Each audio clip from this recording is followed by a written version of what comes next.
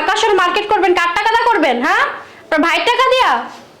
ভাইয়ের টাকা ভাঙায় মার্কেট করতে আসছেন নাকি? আমার ভাইরে তো আমি মানুষ করছি অনেক কষ্ট করে, অনেক কষ্ট করছি।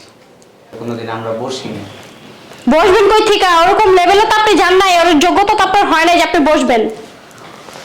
ধরেন টাকা, এখানে 1000 টাকা আছে, যান মার্কেটিং করে তারপর টাকাটা কি করবো বৌমা? কেনাকাটা করবেন। ঢাকা শহর থেকে কেনাকাটার অনেক শখ আপনার। না, আমার ভাই আসুক, টাকা রাখা দেন, আমার দরকার নেই এই টাকা, রাখা দেন। বের হবে। কিসের এটা? 1000 টাকা দিছি, বলো তো তুমি ভালো করছো না? টাকা নিয়ে নাও। কিসের টাকা এটা? এর নাকি অনেক শখ, ঢাকা শহরে শপিং করবে। বুঝছি না? বাহ, বলছি বাহ। যান এখন কেনাকাটা করে আনেন। মেয়ের অনেক বুদ্ধি আছে। 1000 টাকা তো অনেক টাকা দিয়ে দিছে, ঠিক না? তাহলে ছোট লোকের আর কত টাকা দিব? আমার টাকা লাগবে না তাহলে। টাকা লাগবে না, আসছেন কেন? হ্যাঁ, চেহারা দেখতে?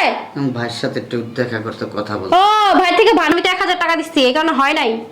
না, আমার ওই জমি বন্ধক রেখে কিছু টাকা আনছি, মাইয়া মার্কেট করে দেবো।